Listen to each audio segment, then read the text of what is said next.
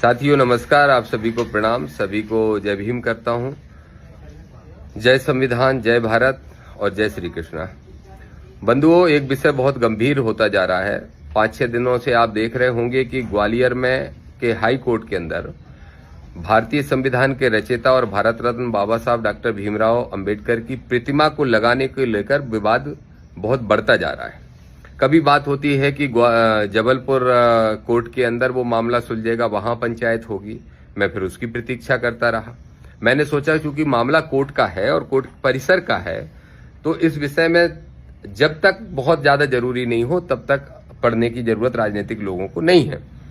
लेकिन अब मैं देख रहा हूं कि ये मुद्दा राजनीति से ही प्रेरित होकर मुझे दिखाई दे रहा है और इसके अंदर जो विरोध हो रहा है वो भी राजनीति से छुपा हुआ, राजनीति से प्रेरित विरोध है।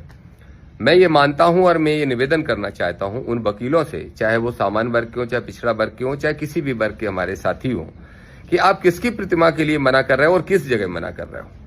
कोर्ट किसके संविधान से चलता है, किस किताब से कोर्ट चलता है। हमारे जो पवित्र ग्रंथ हैं, चाहे वो रामचरितमानस हो, चाहे वो गीता हो, चाहे वो इस्लाम का कुरान हो और चाहे कोई भी ग्रंथ हो, उनसे तो कोर्ट नहीं चलता। कोर्ट किससे चलता है? कोर्ट चलता है भारतीय संविधान से। और जब संविधान से चलता है तो संविधान रचयिता की प्रतिमा लगाने पे विरोध क्यों?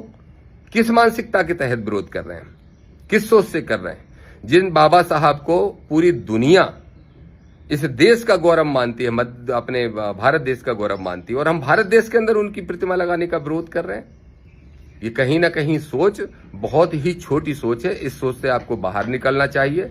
जो विरोध की स्थिति बन रही है, जो कुछ वकील हमारे साथी विरोध कर रहे हैं, किसी ने मारपीट भी कर दी, कुछ कार्यकर्ता वहां पर गए थे। मारपीट करोगे आप वकील होने के बाद?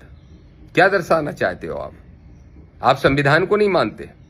आपकी जातिगत सोच ही सबसे बड़ी हो जाएगी।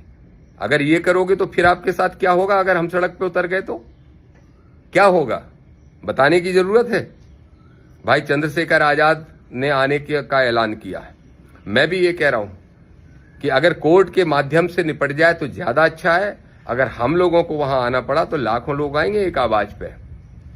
लेकिन हम वर्ग संघर्ष नहीं चाहते, जाति संघर्ष नहीं चाहते, क्योंकि बाबा साहब एक जाति एक वर्ग के नेता नहीं थे, शोषित वंचितों के नेता थे। और शोषित वंचित हर जाति हर वर्ग के अंदर लोग होते हैं। और अगर बाबा साहब ने संविधान नहीं बनाया होता, महात्मा फुले और माता सावित्रीबाई फुले ने शिक्षा का अधिकार महिलाओं के लिए नहीं दिया होता, तो फिर कहां से हम सब लोग आगे बढ़ पाते? कहां से सामान्य वर्ग, पिछड़े वर्ग के लोग भी, हमारी माता बहनें भी पढ़ाई कर पाती? जरा सोचिए तो। भारतीय संविधान की प्रतिमा, निर्माता की प्रतिमा लगाने का